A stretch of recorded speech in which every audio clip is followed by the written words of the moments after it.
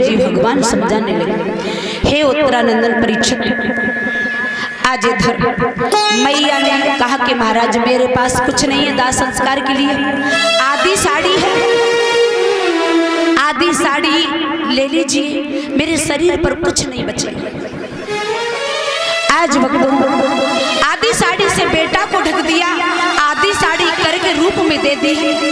बेटा का दाह संस्कार करने के बाद में आज जब चली है तो देखिए, या तो दुख में नींद ज्यादा सताती है या सबसे ज्यादा भूख सताती है। आज भक्तों मैया दुख की मारी थी, वहां से चली, आज कहां पर पहुंची, उसी गांव में एक मंदिर था, उसमें जाकर के बैठ गई। और आज हुआ क्या,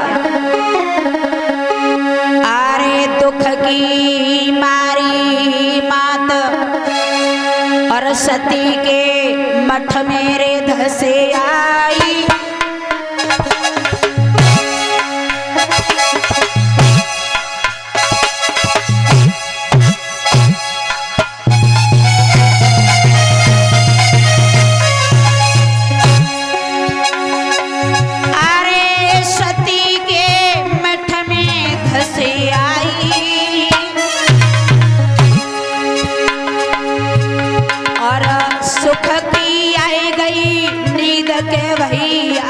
सोए गई मैं तारी।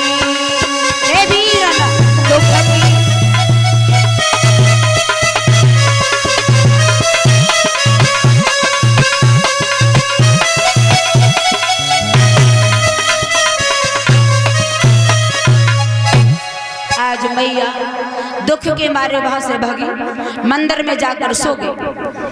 और इधर विश्वामित्र को भी चैन नहीं पड़ा, वहां से गए और आज एक बच्चे को उठाया, जिंदा काटा और मैया के मुख के सामने डाल दिया, मुख से खून लगा दिया। काशी में आवाज लगा दी, है काशी के लोगों, तुम्हारे गांव में एक डाहिन आई है जो जिंदा बच्चों को मार करके खाती है। आज इधर जैसे ही कालू मैतर ने सुना, हरिश्चंद्र को बुलवाया, हरिया जाओ उस डाहिन का कत्ल करके आओ। आज भक्तों ऐसा ही हुआ, आज हरिश्चंद्र चले, जाकर के देखा, एकदम कहने लगे, रानी तारा तू, अरे तेरा बच्चा इस दुनिया से चला गया, इसका मतलब ये थोड़ी है कि दूसरे के बच्चों को खाओगी। आज मैया ने हाथ जोड़े, कहा प्रभु मैंने किसी के बच्चे को नहीं खाया है? एकदम हरिश्चंद्र महाराज ने तलवार को निकाला और जैसे ही तलवार मारने वाले थे तब तक आज विश्वामित्र ने पीछे से पकड़ लिया। हरिश्चंद्र ये क्या कर रहे हो? अरे ये क्या कर रहे हो?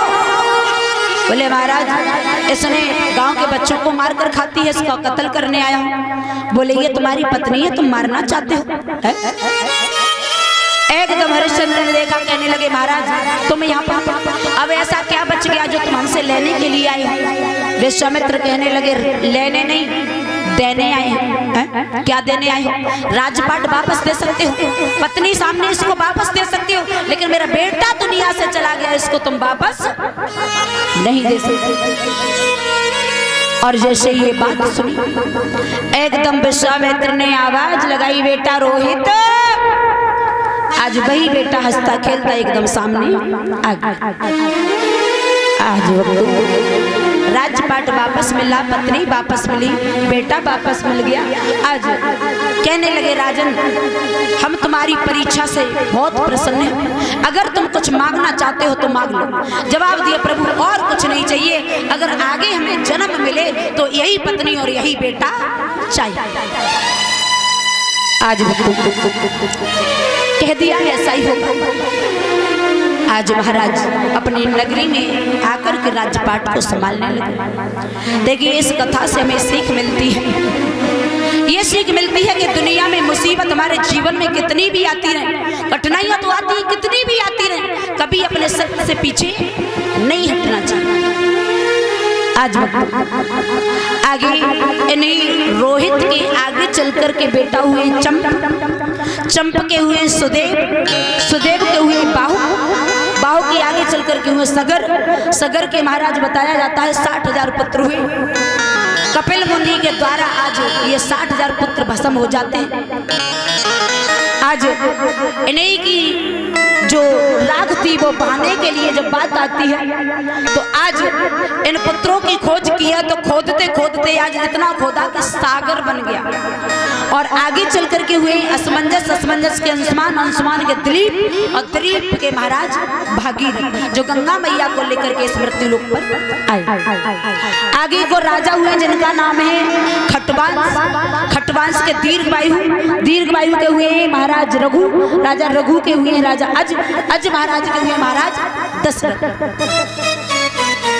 और महाराज दशरथ के आगे 3 विवाह हुए। इनके आंगन में किसी पुत्र या पुत्री ने जन्म नहीं लिया। तो मैंने तो देखा है इस दुनिया में भगवान ने सर्व सुखी किसी को नहीं बनाया। मैंने क्या देखा कि मैंने जगह की अजब तस्वीर देखी और एक हंसता है 10 रोते।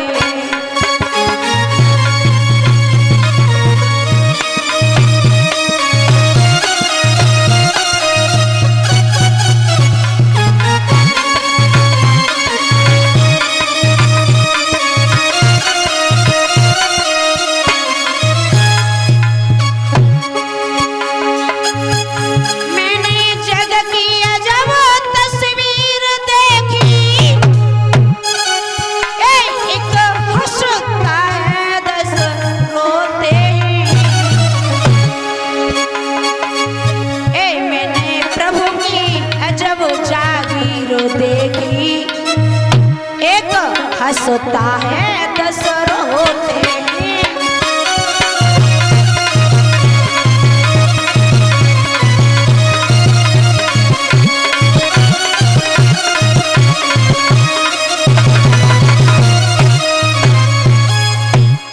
दुनिया में मैंने देखा है एक व्यक्ति हंसता हुआ नजर आएगा तो 10 रोते हुए नजर आएगा।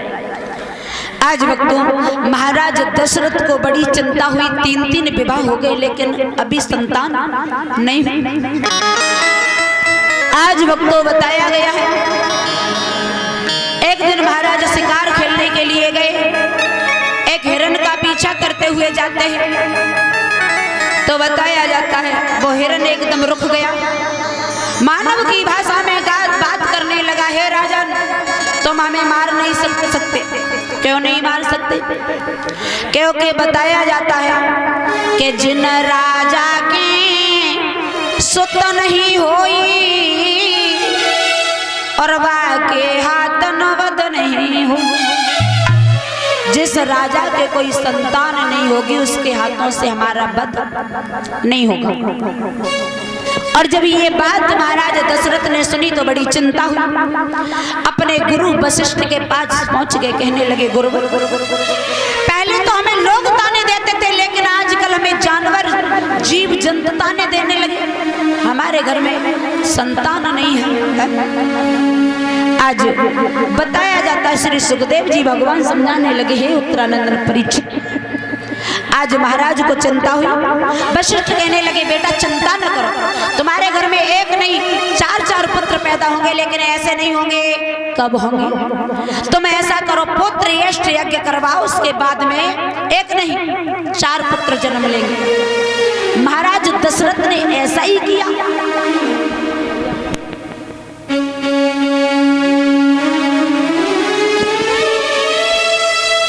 आज वक्तों बताया जाता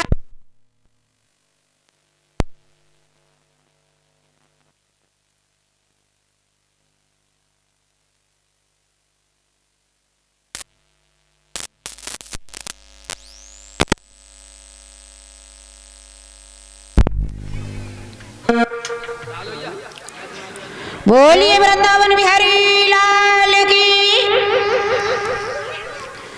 आज भक्तों श्री सुखदेव जी भगवान समझाने लगे। एक सुंदर सा भजन बोलते हुए उसके बाद में जल्दी से कथा